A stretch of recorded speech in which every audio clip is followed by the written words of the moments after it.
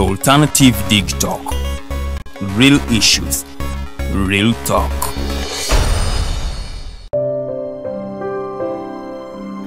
Hey Ugandans, I'm Lieutenant Colonel Dewa Kiki, the Deputy Defense Spokesperson and actually the Deputy Spokesperson for the Uganda People's Defense Forces. I was hosted on Alternative Dig Talk. I encourage all Ugandans that this is the way to go. Always watch, participate, give your views and ask questions on Alternative Dig Talk. Dig Talk, the way to go.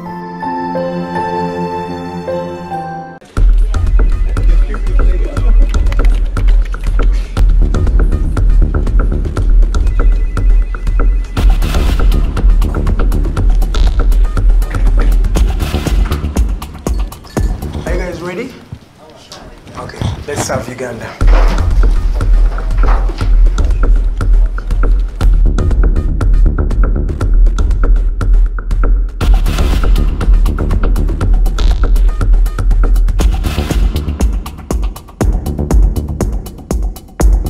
As promised, we deliver.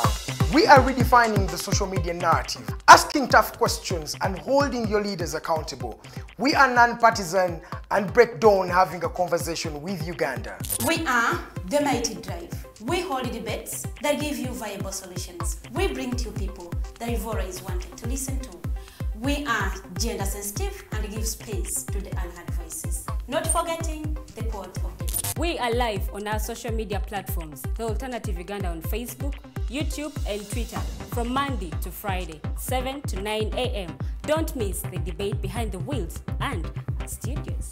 I am Edgar Matthew Karuhanga and Princess Luwedde Lilian. Expect in-depth analysis, credible, factual and authentic information. We are the Alternative Dig Talk. Real issues, real talk.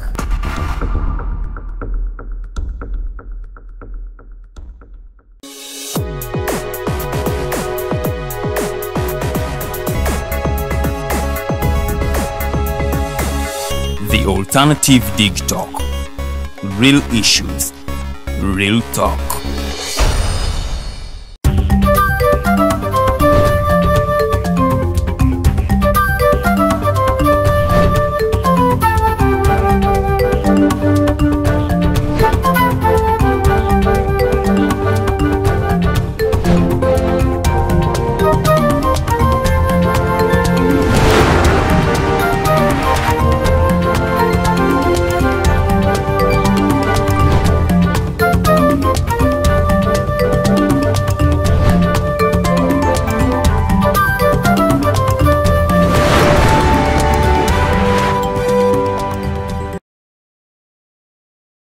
Lunakura Sunday, nyongera okubanga ate mbabuuzaako mwenna abatulaba mu kadde kano mwebale nnyo okubanga muli mwebale kusharinga mwebale ate kubanga mukomentinga ku program ya Dr. Maggie Kigozi mwebale nnyo mwebale ddala mwebale nnyo abakomentinga ku show zonna zitubeera nazo era nga mbaaniriza nze Omumbejja Luwedde Lilian era nga tukyagenda ddala mu maaso ne program yaffe eriiso ly'omukulu nga bwe ndabasuubiza ku mulundi guli nti tugenda kubanga ate tweyongera okufuna Dr. Maggie Kigozi ayongera okubanga ate atuyisiza mu bulamu bwe olwaleero n'ateera yatwegaseeko dda agenda kubanga atubuulira nti wali we twakoma nga tulabye faamu na byonna byakola agenda kuba atubuulira asobodde atya okubanga amanaginga emirimu gino gyonna nti mu bulimi n'obulunzi gyali ate nga n'ebirala agenda maaso n'okubanga abikola byonna tugenda kubanga ate tubyogerako agenda kuba atubuulira biki byasobodde okubanga afuna oba aganyulwa mu mirimu gino gyonna gy'akoze okuviira ddala eri gye yatunnyonnyola mu busawo nakati watuuse essaawa zino byonna tugenda kubanga ate tubyogerako naye nga sinnaba kutandika programu yaffe y'olwaleero kasooka tulamuseeko tutandikirawo wennyini Dokita. Nsanyusa okubeerako nammwe Omumbejja naawe nsanyusa okukulaba ate era ng'okomyewo twongere okwogera ku bulamu n'engeri gye bugenda. Dokita kulikayo okuva luli ku faamu nkomyewo. Dokita nga tetunaba kugenda walala wonna tusooke twogereko katono nnyo ku faamu waliwo ebibuuzo oba oliawo byenfunye okuva eri abavubuka nga beebuuza nti omuntu ali ku ku kataka katono oba ngambe ekifunga kitono kifunda asobola atya okutandika ye nga y'omuvubuka okusobola okulaba nti naye asobola okukola oba oliawo ekitundutundu kuggwe byosobodde okuba ng'otuukako kuba kati ettaka lyo ddene osobola okulimirako osobola okulundirako n'okulunda enju. Yes, abalina ettaka ettono olima mu ngeri njawufu gwe weetaaga ekintu nga kivaamu ssente bebandiise high value crop n'osobola okuba nti ku kataka kakatono really ofunirako ddala ekinene. Tubalabye abasobodde okukola ebintu nga bina nga kimu kiriisa kinne waakyo waliwo ekitono ddala ye urban farming abantu ku compound yo ng'eno nga kwotadde emmere yo n'osobola okulyako n'ekifiseewo n'okitunda. Ekyo nakyo kisoboka.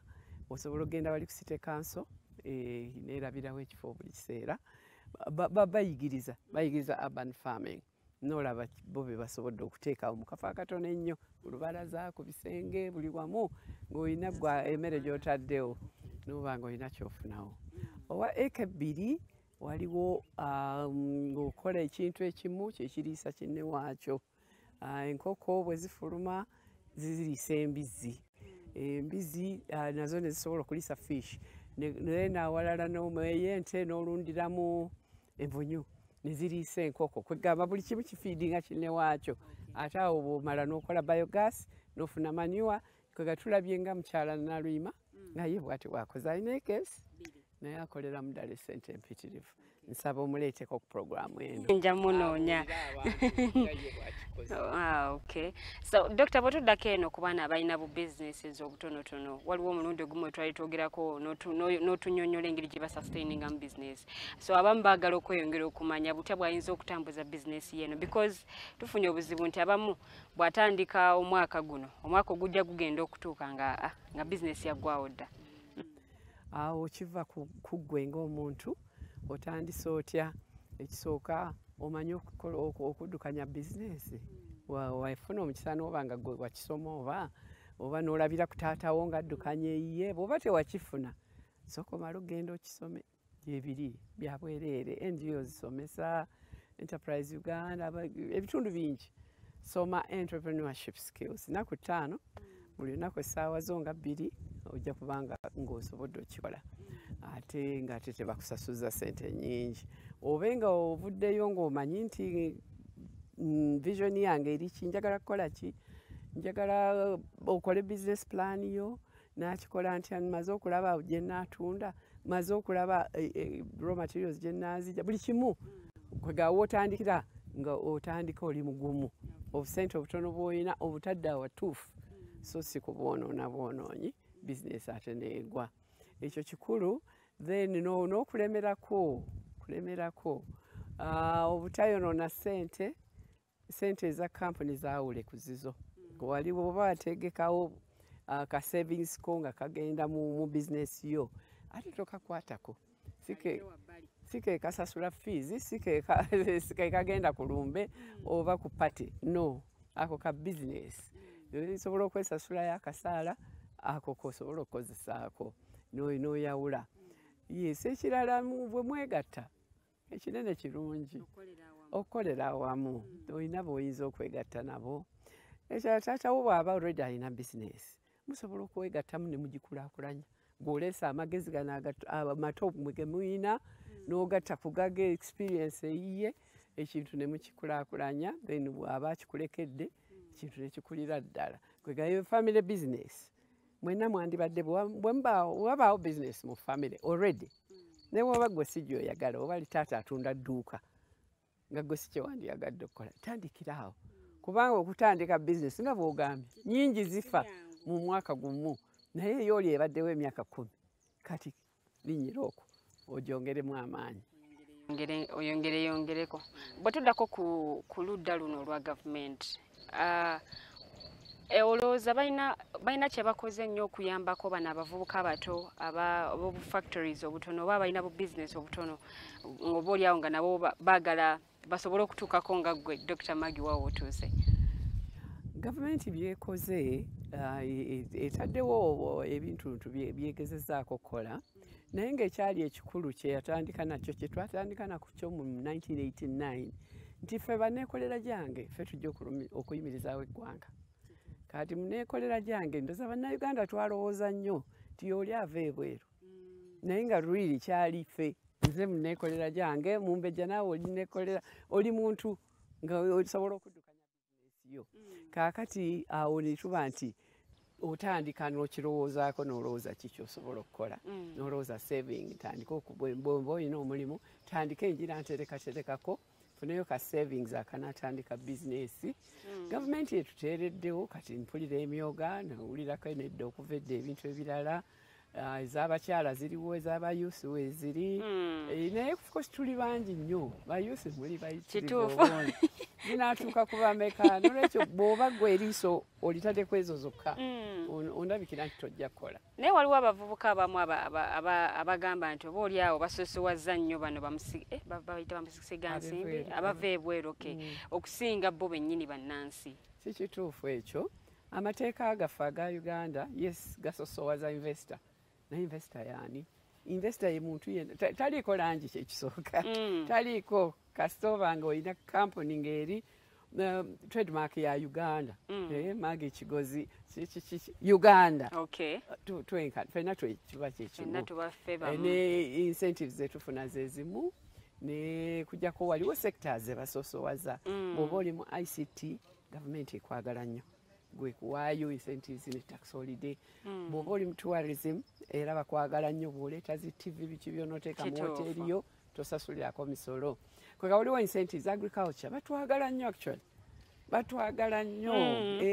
emisolo egyo tegiriiwo for a long time yes tewali misolo obaoliawo abamu tebamanya boogera oba lwa butamanya era kyekyo ku programu yaffe yasooka twayogera kuba nti tobanoonya information kali kakosi singa oba okasomye n'emisolo bajja giyitamu naye n'okugendanga ku UIA waliwo ebitundu gavumenti bye yatuteerawo bituyambe nga UIA Uganda Investment Authority eyina small SME department eyo ogendayo ne bw'oba mutono otya ne bakuwa ku magezi ne bakulaga woregisteringa ne bakulaga naakuyamba then naffe private sector uzia Uganda Small Scale Industries naffe twekolamu you know associations farmers association beekeepers association bwe coffee weziri nyingi n'oba nti ojoininga n'osobola okuyigira ku banno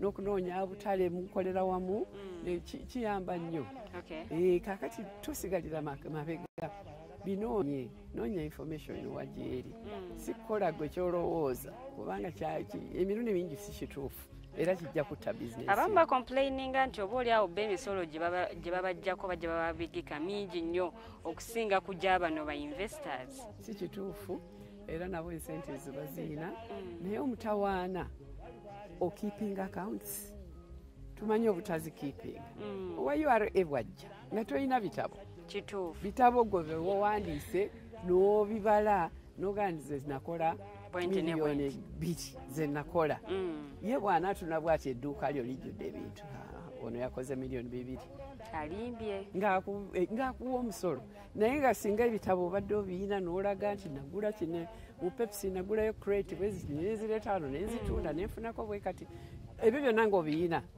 aba talina bwako omusolo otosobola kusasula oba naawe kubanga n'ebitabo bw'obikolera ng'obaze emisolo egijjirako oba omanyi nti 30% oba eya profit njaggiwa URA naye bw'oba tewakola profit ngaayo ab'omwaka ogumu aba tanagikola wano kakati kofi bw'omusimba noba emiyembe myaka ena tolina kyokozeeyo era owa URA nze ngende ewuwe ne mugamba emiyembe giki wegiri teginnateekako n'ogumu kati oyagala nsasule musolo tajja kugunsaba naye akiraba bulabi kyemiyembe mito kofi mito yes naye abalala era obawulira nti mu mwaka gumu URA nejja ne bakusaba trading license trading license nga nayo togiina wano tugifuna wano ku district sinzibu Dr. Ante ekyo wekireetedde kwe kuba nti abavubuka abamu abagadde okutandikawo emirimu mu kibuga Kampala agenda okulaba nga bamusabye trading license alina okusasula ez'akasasiro parking alina okugamba agenda okumaliriza byasasula byonna ng'essente ezisinga ziggweredde awo awo wotunuulira nti really bizinesi yange eno gye nkola erimu amagezi bw'oba obibala nga tebikola gireke tokola eyo tunoonyeyo ekirala tuyiye ekirala genda ettaka ly'olina eyo mu kyalo olime abo bonna tebajja kukuyiikira kituufu naye obalamu n'olaba naabisobola kyekikulu okuba nti obadde obimanyi kuba abangi nga tonnabiyingira abatabimanyi kikulu nnyo okufuna information ate munno bona wekwata munno ye nga already ali ayinza okubuulirako nti wano ojja kwetaaga kino naawe n'omanya nti ojja byetaaga nti oba tobisobole n'osooka osonda essente oba noonoonya loone waki Dokita tufunye obuzibu okuba nti abavubuka abasinga bw'otunuulira ennaku zino abavubuka bangi bafuluma eggwanga okugenda ebweru okuba ebyeyo abasinga ensonga gye bawa kwe kuba nti emirimu tewali kiki kye tuyinza kuyamba tutya abavubuka bano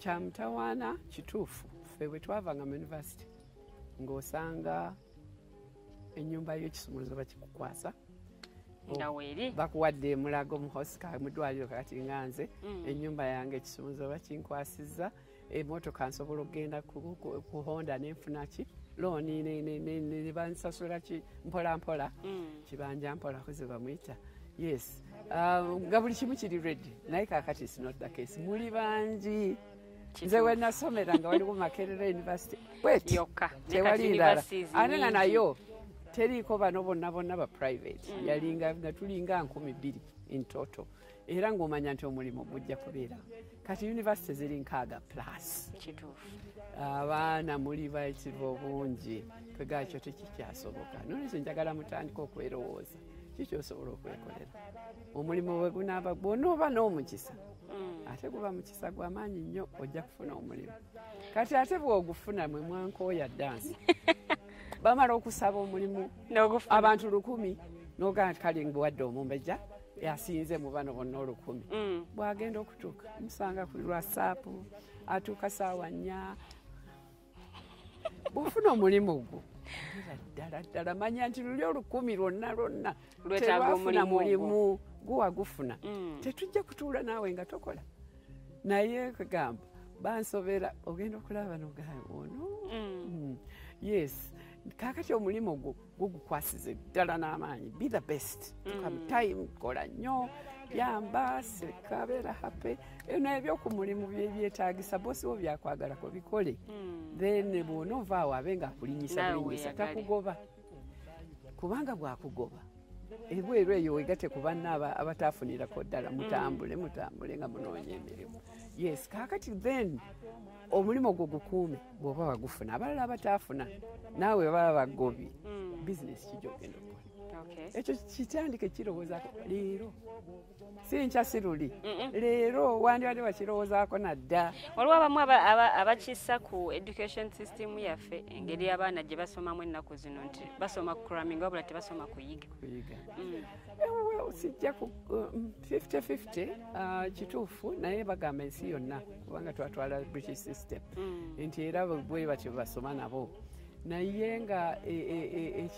ekirungi ekiriwo nze bwe ntambula mbadde ntambula nnyo eggwanga lyonna bwe ntuukayo naye munnayuganda akusanyusa ng'ogenza ebweru chancellor vice chancellor wa university lecturer musinga obukulu wa munnayuganda ogenda okunoonya MTN Botswana munnayuganda agikulira gyetuli ate nga tebasomye mu masomero malala ge musomyemu nabo ge basomyemu kwega si ssomero lyokka it's a combination omuntu agezaako alwana ali determined okusucceeding bannayuganda nabano njogedde ku bweru mutuuka bannayuganda bakola emirimu lwaki abamu badduka mu nsi yaabwe nasanaga wayi katugende eno gye tuba tukolera ensimbi kubanga wano definitely omulimu gugubula ate zitandika bizinesi nga olabye teziriiwo n'otosobola kutandika naye okugenda ebweru yes bagenda economic refugee abeera economic oyo agenze kunoonya mulimu nakyo nno si kibi ovaayo abamu bavaayo ng'alina really ka saving kya savings n'asobola okutandika oyo toyinza mugaana naye problem yakuba abali be bayisa obubi tuwulira babatundako n'ebitundu mutima gwo ne bagutunda n'ofa that kind of thing kibi ennyo naye nga okunoonya omulimu ffe twakolako ebweru ndoza bye twayigayo byatuyamba naye ffe twali forced okuva mu Uganda si kwesalirawo naye bye twafunayo byatuyamba ovaayo ng'olina by'oyize nga n'okukola okuyize wano oyinza okumanya nti maama gyali naye eri oba ku mawanga nga olina kukola era bavaayo nga bayiza okukola nnyo so kiba kityo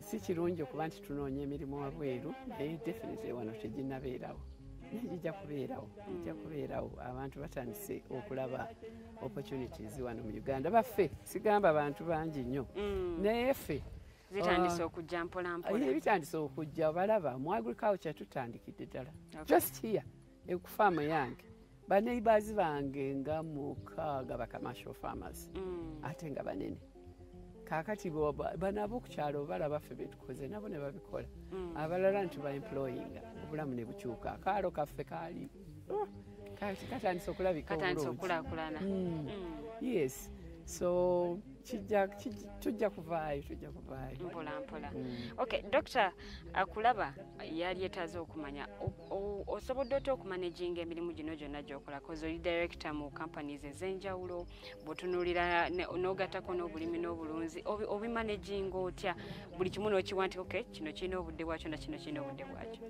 waaliwo time nga nange nkyakola 8 to 5 eyo eya bulijjo in fact nga ku Uganda Investment Authority nga tutambula n'omala weeks 3 oli bweru awo nali nange sisobola nnyo kukola bingi awo kye nasobola okukola kusimba miti mu agriculture nasimba miti ku ttaka kikuyamba nnyo kubanga abantu tebasobola dibba ba squatters oba tebakutawaanya kuliko emiti ate tebagibba ate emiti onoogitwala wabere emiti emito so ekyo kyankolera nze bulungi nnyo nga ndi too busy nina ettaka eriri ku faamu nsooka ndibeezaawo era lyo liriko basquatters bangi ddala naye nga bwe naamala okukola guli omulimu oguli so busy ekiriwo ku boards muyinza okumiitinga mu mwezi nga once or even once a quarter ne muliwo bu subcommittees kuba emirundi ng'ena board si kyekintu ekiri awo ekikukeepinga so busy depending of course eri boards eziri busy naye si kyekikukeepinga busy okubeera ku board n'olwekyo osobola kaakati okufokasinga ku farminga kati nsobola naye at that time nali sisobola n'olwekyo naawe wona oba okyakola naye kakati technology yajja nze ndooza buli omu asobola okulima kati kubanga essimu eri tewali atalina ssimu ku faamu kuno tewali atalina ssimu yaddaani technology onaakola atya dokita kagamba okuba nti alina essimu nsobola okukuba manager bwe ndowooza nti oba manager nnimbi nkubirako ku mulala nambuulira ekituufu okiraba kyekiriwo okufaamu nti kino nakino nakino nembuuza ono nembuuza n'oli naye nga buli muntu alina essimu ekirala tusobola okuweereza ssente bwe baba balina kye batunze teeka ku mobile money nezigenda mu e-banking nezigenda ku bank kuba tebalina kutuula wano which is risk na ssente ekirala nange nze nnyini okuweereza obw'emisaala ngiteeka butesi ku mobile money nga gituuka ogattako zi whatsapp information ebintu technology then ne equipment gye tukozesa mubirabye ebintu ebimu ebitonotono technology yajja amazzi tolina kweraliikirira nti enkoko tebaziwadde mazzi gajja automatically emmere ejja yes balina bateeka okubeerawo balina ebyokukola naye tezijja kufa technology yajja tractor yajja toyina kutawana nankumbi, you know. Izo technology is agriculture. Na tonaba ategenda mbali abali manufacturing. Abalina machine abasobola okukola juices biki value addition. Okay. Era n'oyo technology nayo ali. N'olwekyo kaakati gwe oyinza okutuula mu ofisi yo ku mulimu gwo 8 to 5 n'okola ki n'orunninga farm ng'eno. Doctor, byonna byonna by'oli board of director, oli director mu kampuni endala, byonna by'okoze. Bwe twali tutandika emboozi yaffe, eri gye twatandikira mu lugendo lwo ebyobufuzi walaga nti tubiriimu nnyo. Sibiriimu n'akamu. Naye essaawa zino tusuubire nti oba gye bujja mu maaso n'obiyingira. Nedda. Tekisoboka ebyobufuzi sisobola kuddayo kukozesebwa. Tekisoboka. Twakoowa. Babosi. No. Emyaka gigyo. Ministry of Agriculture, okusinziira ku by'okoze n'engeri gy'okulaakulanyizaamu eggwanga lyo. Kambikole mu ngeri endala nina byenkola naye nga biri si politics simusobola. Antu bakubagana, antu bavumagana, nga nange ndi muli. Atulya Dr. Maggie Kigozi, ye minister wa health. Kakati nga bambeerako ku COVID nga bavumanze bagambye private sector yasondayo obusente n'obumeka. Abye obusente bwa private sector bwe yasonze. Mannange singa manye sente za COVID ze yeetaaga ziri biliyoni ze baasonda. It's very little money. Naye nkugambye bazoogerera nga nze ndiyo mundeke sente za kyekigana okuyingira active politics. Jasobola, it's too late. Singa ndowooza ndi 50, 45 oba oliawo ate nga nina kakati nina following. Eno following yandinyambye at that time. Naye at that time nali sigiina. Ngiina kati. Bebandinoze tukulinde maaso awo gaye kati ngenda kwesimbawo ku kyomu. Sigenda kwesimbawo. Anywhere. Okay. So toyinaamu wonna wogambira nti kanyigireko ebyobufuzi? No, never. Never. Biki by'ofunye mu bulamu byogamba nti nfunye kino na kino era ngambe nti kwebaza oba noddawo noga nfunye kino na kino oba olw'okuba nakola bwenti ne bwenti oba olw'okuba natekinga this decision? Of course nfunye ebintu bingi nnyo. I think I've been blessed. Nfunye ebintu bingi nnyo. Nafuna abazadde abanjagala ennyo ne baganda bange, nenfuna omwami naye yali anjagala nnyo, that's for sure. Nezaala abaana bange 3 nabo gye bali. I'm blessed. Ate kati nina abazzukulu 4 era I'm blessed. Emirimu twatandika kapepsi kaffe nga kali awo bwe katyo nabo wakannyonnyola naye kati waje kali soda munywa muwoomerwa, which is good. Amazzi munywa, tubaleetera n'ebirala tujja mutulindeko. Then ebirala byensobodde okukola mu volunteering, I'm really proud of that. Abascout, nkulira abascout mu Uganda, nze nkulira Africa Scout Foundation. Be baana abato betuyamba ne bakulanga abantu bategeevu, abalenzi n'abawala both. Then I'm very proud of ebyenkolera abakyala. I'm a feminist. Nze ambassador wa UN Women or SDG 5. Naye ng'ogwange kuzimba abakyala. I've been doing that all these years. Njagala babeere bagagga, njagala babeere confident, babeere basanyufu. Naye nga si basanyufu ku ssaawa eno. N'olwekyo omulimu gukyali munene. Tukola. Naye sofa obadde olina bw'otambuddeko. Bwe twogera ku bakyala bano, biki ebyo by'okoze ebyoga nti nkoze kino na kino okusobola okutumbula abakyala n'okubawanika? Ekisooka nalwana nnyo bajje mba scout. Twabanga bwalingayo balenzi bokka. Kati ekyo twakirwanirira n'abawala gye bali, they are benefiting ku bye tusomesa aba scout. Ekyokubiri economic empowerment kyekye nasookerako awo nga nkyali ku Uganda Investment Authority nenteekawo Uganda Investment Authority Women Entrepreneurs Network. Tewaliwo mukyala n'omu alina license ya UIA. we natuukirayo ng'ate gye bali bamanyi mu bizinesi gye bali nange mbadde mu bizinesi nentandika okubayita nabayetanga lwampaka mujje ku lanchi mujje ku dina mujje ku ki netubazimba era abakyala bange gye bali be banene nnyo abo bowulira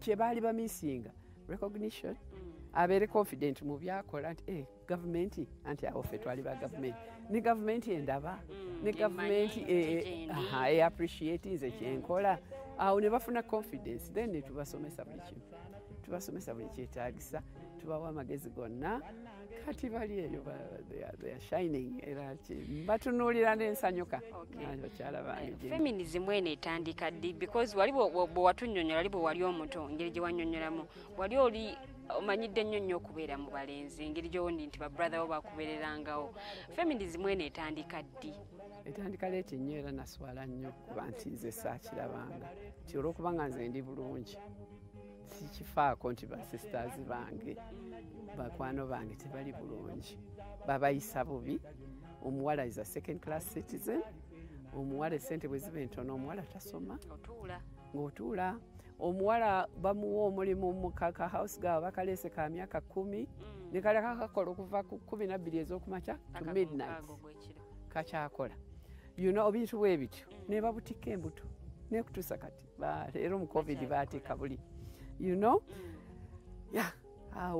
awo gundi feminism obusungu bwe bukufuula feminist ng'olawulira ddala ennaku ekutta waliwo akawala twakasanga kuwakisa kali physical handicapped tekoogera tekasobola kuwoggana bakakatika embuto kalina emyaka 14 embuto 2 nekazaala bambi mukyala waayo ayamba nnyo yakalabirira nekasobola okuzaala ebyo binamuyamba naye imagine omwana atali mu mutwe si mulamu toyinza butanyiiga bw'onyiiga ku bintu ebinyiga abakyala leadership tetuliyo tuli batono tugenda tujja naye tuli batono twandibadde tuli at least 50% naye twasayininga uganda yasayininga ti by 2030 tujja kubeera 50% kati katutunule tulabe tulwane tulabe si kutunula kutunula tekujja tuyamba tubeera mu kukaayana kulobinga ku advocatinga si wano wokka naye kino si kye Uganda. In fact fe ennaku zino we are a little better than most naye bw'olaba ensi endala bakyali bubi nnyo nnyo nnyo kati tubeera tulwana because of our sisters wherever they are. Dr. kiki kye twetaaga okusomesa omwana omuwala mu nsi muno ku mulembe guno gwe tuliko? Omwana omuwala ekisooka mu education ate gavumenti yatuyambako ne ZUPE ezo USE. Omwana omuwala making sure nzera wano kye nasooka okukola tewaaliwo secondary school kumpi ne faamu yange mu kyalo kyaffe. Secondary school ngeri 10 kilometers away. Abawala bakeera 10 batambule n'abalenzi of course naye omuwala yasinga okuluma ku saa 11 atambula alone oba amadda watukira wano nga saawa 2 ez'ekiro. Kye twasooka okukola kwe kuteekawo essomero secondary school and what a difference. Ekyusiza ekyalo kyonna bonna abaana bali smart kwegamba okusoma kikulu nnyo then skill agenda kukola ki omulimu bw'anaamala whatever wasobodde okutuuka afune wakiri akole hair salon akole tailoring amasanyalaze welding biki ennaku zino tekikyali mu kusosola ebyo byonna tubikola afuneyo skill bw'aba tasobodde genda university afune skill omwana omuwala afune confidence ani agimuwa ng'omuzadde alina role y'amaanyi nnyo baana batulabirako nagamba nti sirekerawo kukola kubanga ne taata wange ne mama wange tebalekerawo kukola batulabirako era nze muzzukulu wange bishu naye tajja kusobola kulekerawo kukola kuba nze gwalaba so tujja kukola ki ng'abazadde abaana abo tubateekeko attention. Ate kakati si bawala bokka kubanga ate omulenzi bw'oba ye tomufuddeeko yeye problem y'omuwala yajja okumutika olubuto yajja okumukba bino bya gender based violence ebyo byonna birina kuva waka taata gwe wooli taata n'abataata benjagala okusaba olwaleero fe abakyala tulwanye nnyo ebyaffe ebya feminism bataata omwana wa alabira ku ggwe kaakati ate gwe boona otandika gwokuba mukazi we for sure naye kyajja okukola yes ekirala bw'omuyisa obubi abaana batugamba ba street boys 98% ba street children balenzi naye batugamba nti ki nti kyava waka taata ali hash taata bw'ayingira awaka ffenna ne twekweka kubanga jaga kino kiriwa kino wakikoze otya you know bataata babi taata wakomera wasanga maama afukamidde nga yetegese omugo ng'afukamidde omugo guli wano wabbali oh dear that is very sad naye kale omwana omulenzi bw'aba ekyo kyalaba kati bw'anaawasa muzzukulu wange emiggo gijja okubeera wali ate simanyi anaakuba munene katugende tulabe ayinza mukuba omuwala wange Doctor, oyogedde ku feminism nembako kintu kyenjagala okubuuza nga gwe feminist. Tufunye obuzibu mu ggwanga erya Uganda nti ba feminists abamu balowooza nti okay feminism kwe kuba nti nenkanankana n'omusajja oba oliawo abamu ne bakifuna mu ngeri ey'enjawulo ekiviiriddeko okuba nti abamu tebakyayagala nakufumbirwa oba n'abafumbiddwa baagala kuvaayo nga saagala oba kujoogebwa musajja oba saagala kufukamirira musajja tukoze tutya okukyusa ekintu kino okulaba nti abakyala baddayo ku kkubo liri naye ng'ate basigadde nga oba bakulembeze oba nga bakola emirimu egy'enjawulo. Ndoza byombi tojja kusobola bikola ate ofukamire ate era okole obeere leader obeere speaker wa parliament naye ate ng'ofukamira tekijja kukola era abakyala bange aba business waliwo mukulu lwe yayingira ne maama ne bajja mu cocktail party gye twali tukoze ne bafukamira n'abayita meeting the next week ne bagamba nnyo mwaze kola business n'abaana abazungu bonna ababaddewo bagenza okulaba nga mwenna mutudde wansi mufukamidde bebe tebabitegeera balowooza nti otudde wansi bagenza okulaba siddayo kubalaba nga mufukamidde era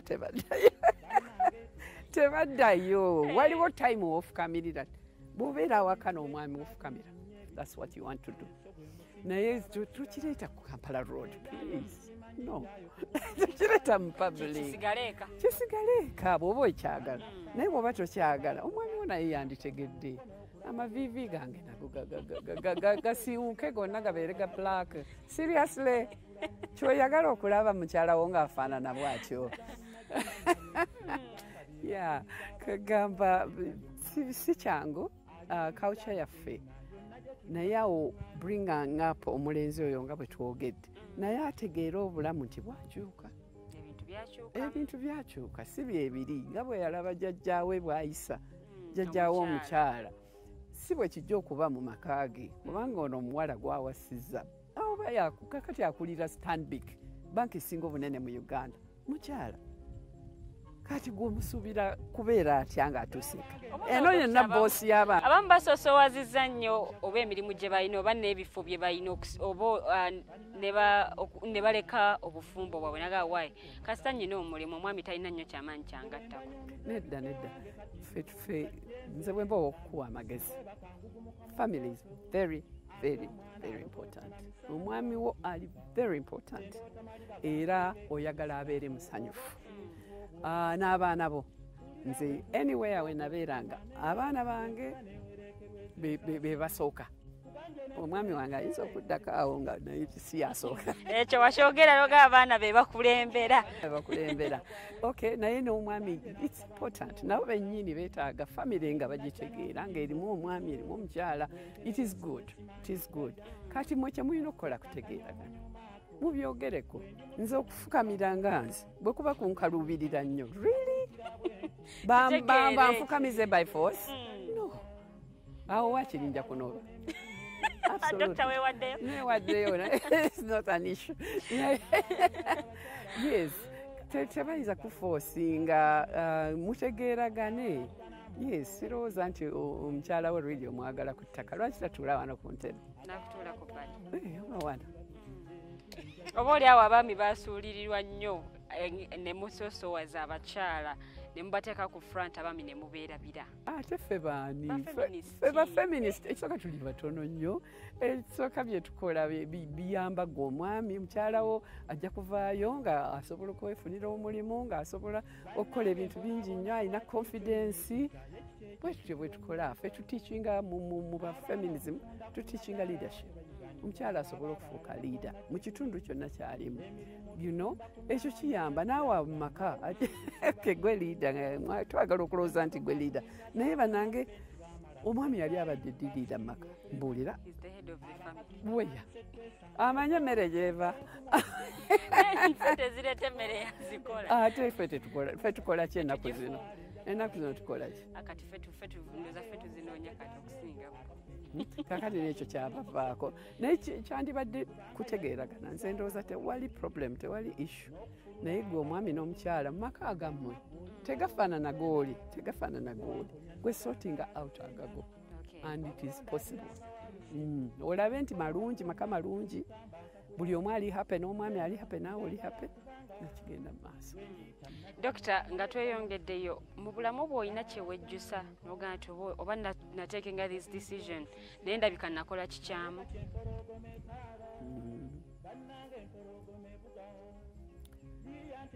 Sirowooza nti bingi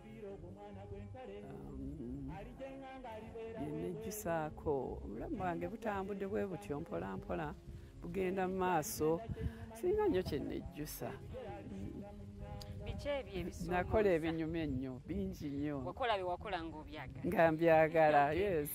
Biki ebyo by'osanzeemu ebikusoomoozezzaamu wano na wali okuviira ddala eri wansi mu buto bakale mu busomesa mu busawo n'olyoka ojje ate n'ofuuka munna bizinesi? Ebinsoomoozezzaamu wewe kya feminism ekyo nga bwe nkubuulidde kinyingiza ddala nnyo ekyo kisoomooza okulaba abaana nga babonaaba n'abawala oba abakyala nga bababye owulira bubi nnyo ate n'olowooza nyinza kukolawo ki waliwo kyennyinza okukola ne tukola ke tusobodde naye ng'olaba titekatuuse ku bantu bangi bakyakubibwa battibwa n'okuttibwa tubalaba ku TV buli lunaku awo olabira ddala ng'ofeerinze.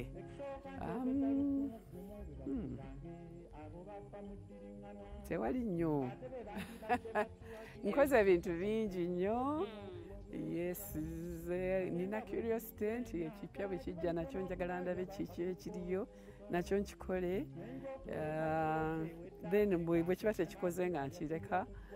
So I've been everywhere nkoze ebintu bingi bya kika kingi mu bifo bingi naye sewali nnyo kinnumye nnyo nti oba ekyo nandibadde saakigezaako nandikirese no. Mu baana bo olina omwana agoberedde ebigere byo? Yes, ndawe nti bonna bangoberedde nti baagala abantu bali gentle bonna n'omuyimbi wammwe gwe mumanyi naye ojja kusanga nti is a gentleman kwegamba ako bagoberedde nze bonna naye omuwala musawo nga nze she's a doctor naye unlike me okuba nti omwana wakiri mulimu omwana eyagoberera ku bigere byange at least nafuuka omusawo naye jjukira nti ebyo byali bigere bya taata wange tebyali byange nze seeronderawo kukola busawo. Taatawo naye akwenyumiriza kati naawe olabika wenyumiriza mu muwala wange naye nga ye yasalawo yeeka era ekintu akyagala nnyo ne kakati akola n'omutima gwe gonna obusawo ye abwagalira ddala and ali very good at it. Naye nze saali bwe ntyo. Oba oli awo nawaliwo watugambirako nti wayimbakoko mu school choir. Oba oli awo yensonga lwaki omwami Navyo naye yasobola okufuuka omuyimbi? Nedda taata we nga muyimbi taata we ate amufaanana yamumalayo kujjayo kalanja akake nti kali a little light alinga kitaawe yennyini n'okuyimba n'okuactinga emizannyo kriketi yazannya nnyo kriketi ebyo yabijja wa kitaata we. Awo tutwale olugero olugamba nti akaliba akendo okalabira ku mukonda nti olabika wamulaba walinga oba wamulaba nga akyali muto nti anaasobola okuyimba? Ye yatandika nga muto nnyo yalina omukisa nti neighbor waffe Hope Mukasa asulawo yali atusulawo wammanga alina studio ate nga mukwano gwe n'abaana be kati nga amuyambako ngakola buteepu we yatandikira nasinkanayo Steve Jean musomero yayimba si mukwaya si kyakikwaya yayimbanga bibye ebibye bya hip hop naye nga ne bakola emizannyo gy'okwogera ye nga bamukkiriza paati ye n'agirapinga kibulikika kitya okuba nti olina omwana ayimba hip hop oba oli awo eggwanga gwe limanyi gwe lyogerako nti ono kati gwe tulina mu hip hop yona akulembedde okumala ebbanga lino lyonna. Yes, it's okay. I'm proud of it. Akola bulungi talina gwabonyabonya what mwami mufumbo alina abaana. Yeah, I'm proud of him. Ayongera okuyimba. Of course it's generations ogenda okuwulira nga bato nnyo bazze. Yeah, that will happen naye soka akyayimba. Dr. nga tetunnawumuzika mbozi yaffe kugituukira ddala ku ntandikwa y'enkomerero ng'omwami omu bw'atera okugamba bubaka ki bw'oyinza okuwa abavubuka nga tetunnaba kugenda ku ggwanga lyonna okutwaliza wamu? Abavubuka tubenyumirizaamu nnyo tubeesunga nnyo kyemugenda okukola. Muyinza okukyusa eggwanga lino era tulinze bulinzi tutunula butunuzi naye nga onoolikyusa otya ojja kutandika naawe. Lekera kulinda gavumenti, lekera kulinda abazadde bo, kiki gwe kyosobola okukola.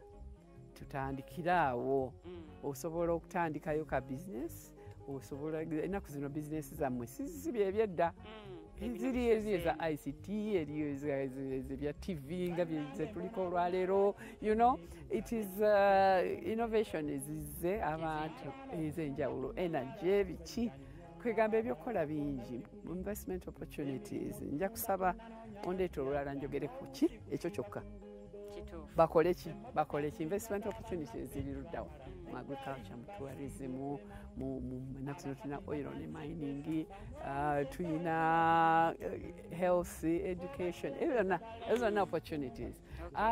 Abato kiki kyosobola okukola mulimu obaguuze omulimu gunoonye sikuganye gunoonya guyamba oyigirayo n'olaba bakolagana n'olaba management bwegenda ovaayo ng'olina by'oyize binnyinyo biyinza okuyamba bizinesi yo naye bw'oba tofunye ojja kgenda butereevu mu bizinesi.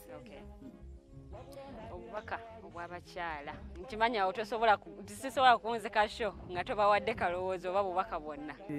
Abakyala nammwe mulinga abayuusi nabo mbaagala nnyo ate mbeewuunya kuba muyimirizaawo eggwanga mutuyimirizaawo mutuliisa wano kufamba otunula walinga mwe muli e Kampala mulinda akawunga ka gavumenti wano omukyala agenda bugenzi mu nnimiro ye nayonja ettooke n'avaayo ne muwogo mu kibbo ku mutwe ne mu lumonde. There was no problem. There was no food problem at least here. Kagamba abakyala bebalima bebatuyimirizaawo. Njagala okubebaza ennyo njagala okuba encouraging okusoma togaananga kusoma togambanga nti nfumbirwa webaawo fees soma komayo yonna gy'okomye oveeyo ng'olina ky'olina ekisobola okubeezaawo. Ekyokubiri skilling oluusi kaakati ennaku zino okusoma okwo tekutuwa mirimu bangi tebafuna mirimu naye funa kola skill genda okole gets genda okole welding simanyi amasannyalaze ennaku zino tusosola nno tewakyaliwo okwoga nti kano nze ndi mukyala sikakola bodaboda babayigiriza okuvuga bodaboda bangi nnyo babadde basoma nabalabye. Yes kwegamba you can do anything. Webeezeewo obeezeewo n'omwami nze siina problem na bufumbo bulungi kiri perfect naye mwogeriganye muteeseganye sikuba nti oyagala nnyo okubeera nga gwe mukulembeze mu maka ekyo tekirina ye mukulembeze biki ate bw'oli bw'aba aleeta essente aleete ate kakati ngenda kayana toleeta kubanga nze mukulembeze. Dr. yakwogedde obubaka obusembayo eri gavumenti yaffe kyetusaba ly'eddembe kiri critical. Eddembe wabaawo okuyuguma kwonna abakyala ffe tubonaabona okusinga abaana bo tolina kyobaliisa omwami wo bamuse ebyo byonna naffe bakukutte barepinze muwala wo ng'olaba that kind of thing bibeerawo mu lutalo ffe tubadde n'omukisa nga Uganda. In fact ffe tuyamba abarefugee bali ababonaabonera eri yonna baddukira wano tugende mu maaso bwe tutyo to ensuring nti eddembe weeriri wano mu Uganda tusobole okukola emirimu gyaffe tugende mu maaso. Dokita awo wewoosiibulira wennyini saagala kwongerako yadde ekigambo. Kale abatuwuliriza nsanyusa okubeerako nammwe ennaku nnyingi nnyo nga tuli ffenna weekends nnyingi naye kati sijaga nti mbawonye naye nsanyusa okubeera nammwe kansubire nti olinako ofunyeeyo mu byenjogedde akayinza okulamba mu bulamu bwo obwa bulijjo. Kansubire nsikusiize eddalo kubanga nalyo nina lingi. nga sinaba kuteera ddala biki byagala okukola mu biseera by'eby'eddembe nga toli ku faamu kubanga toli mu board meetings oba ewalala wonna? Njagala okutambulako, njagala nnyo amazzi, gendako ku islands, waliwo Chimpa Island, Gamba Island, n'olaba ku bisolo. Twagala family, bw'obeera ne family nakyo kisanyusa, mugendako mu kibira ne mugendako mutambulako mu game park. Wabweru natambulayo nnyo, sikyayinamu nnyo maddu kuba emirimu gye nakolanga girimu okutambula kungi nnyo, sirina gye saatuuka. Kati olambula wano? Kati wano ndaba Uganda wange nina appreciating obulungi obuli ku Uganda obusinga awalala wonna enagenda. Tuyitibwa the Pearl of Africa. Dokita omunnanga ate wawunzikidde mwebale nnyo mwenna abatambudde naffe okuva olugendo gye lwatandikira paka leero ate we tugenda okuba nga tuluwunzikira. Mwebale nnyo abakomentinze abasharinze, ndowooza ate mufunyemu ekyokuyiga mu bigambo byayogedde. Saagala kubanga ate nyongerako ekigambo n'ekimu. Owulidde bulungi nnyo amagezi gawadde abavubuka, amagezi gawadde obubaka bwawadde gavumenti awamu n'obubaka bwaweereza abakyala. Mbagala nnyo mwenna bamikwano abasharinga ababeerako ate ne mukomentinga. Nkutegeeza programu eno eriiso ly'omukulu ebeera buli lunaku olw'Essande ziba ssaawa 11 ez'akawungeezi mpaka ssaawa 12 era nga tuba tuleeta abantu ab'enjawulo abatutumufu mu ngeri emu oba endala ne batubuulira emboozi zaabwe butya bwe basobola okuba nga ate bakimakinga eri gwe omuvubuka osobole okuba nga ate ofunamu ekyokuyiga. Atubuulidde bingi ensonga eza bizinesi, osobola otya okutandikawo nate osobola otya okukozesa akataka k'oyinako olaba nti katono nnyo n'osobola okuba nga ate olimirako ebyolimiddeko ne bisobola okuba nga bikuyamba oba oli awo ate n'okubitunda. Saagala kubanga nnandagga nnyo naye atugambye nti tujja mukyaza asobole okutubuulira ku investment opportunities wa woyinza okuteeka ssente zo oba woyinza okuba nga ate otandikira byonna ajja kuba nga ate abitubuulira olundi lwe tulibeera ate tumukyaziza. Mwebale nnyo mwenna ababaddeko. Nze Omumbejja Luwedde Lilian, tusinkana omulundi ogujja. Mweraba.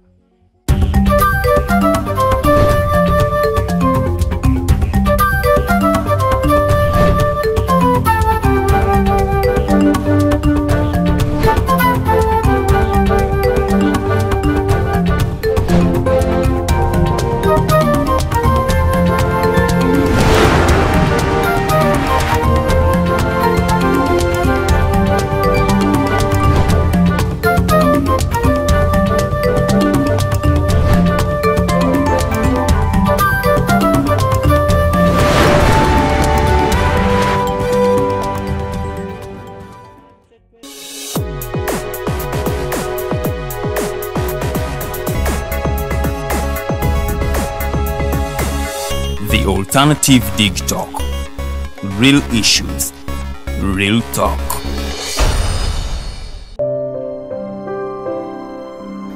Hey Ugandans, I'm Lieutenant Colonel Dewa Kiki, the Deputy Defense Spokesperson and actually the Deputy Spokesperson for the Uganda People's Defense Forces. I was hosted on Alternative Dig Talk. I encourage all Ugandans that this is the way to go. Always watch, participate, give your views and ask questions on Alternative Dig Talk. Dig Talk, the way to go.